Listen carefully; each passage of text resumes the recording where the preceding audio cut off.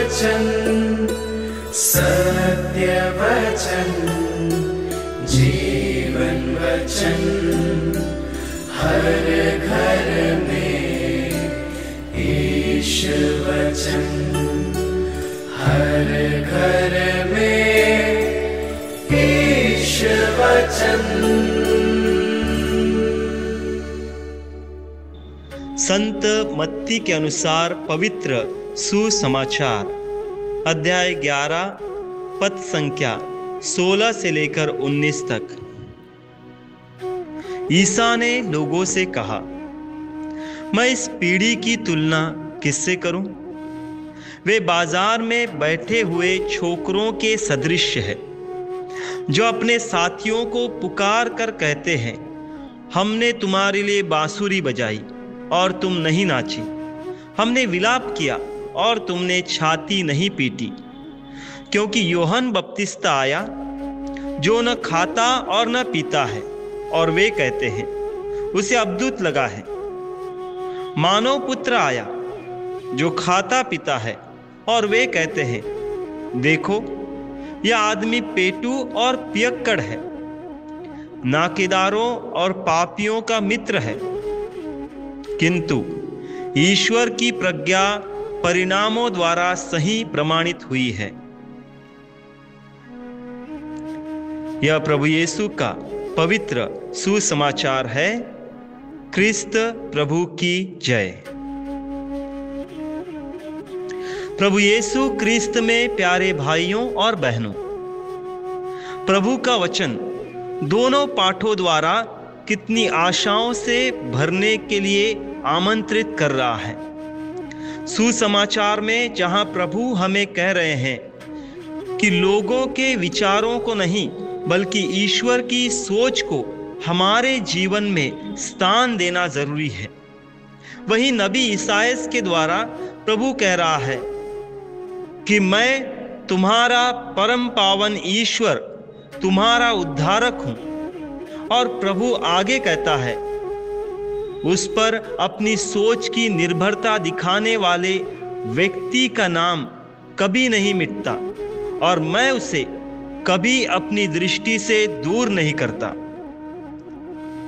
जब मैं मेरे जीवन को इसलिए निराशा से, नकारात्मक सोच से भरता हूं, क्योंकि मैं स्वयं को लोगों के बातों एवं मेरे बारे में उनकी सोच के द्वारा खुद को उनके बनाए हुए तराजू में तौलता हूं।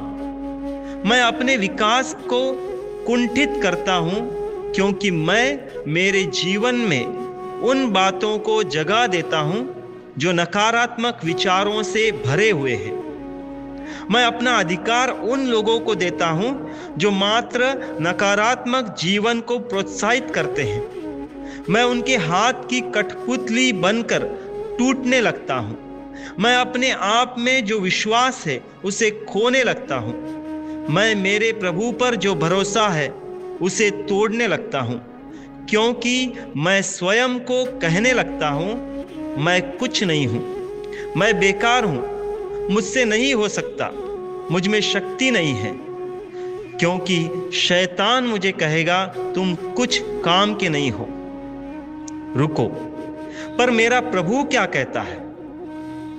क्योंकि वचन कहता है कि प्रभु हृदय की थाह लेने वाला सत्य प्रतिज्ञ ईश्वर है।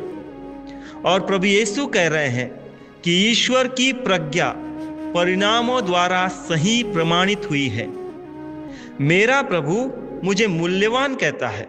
मेरा प्रभु मुझ में अपनी आत्मा को भरता है, और वह कहता है वह मुझे न मिटने देगा, न उसकी दृष्टि से दूर करेगा।